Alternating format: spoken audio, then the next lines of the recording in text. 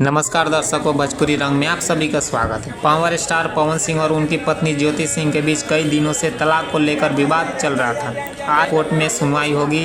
जज साहब क्या फैसला सुनाते हैं, जैसे जैसे अपडेट आती रहेगी वैसे वैसे आप लोगों के बीच पहुंचाते रहेंगे।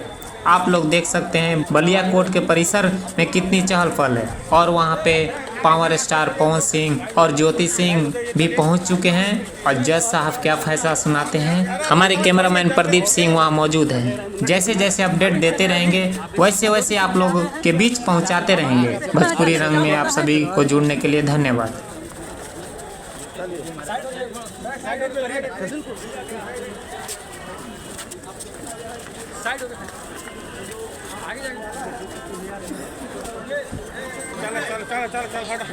अरे आगे चलते रहो आगे चलते रहो।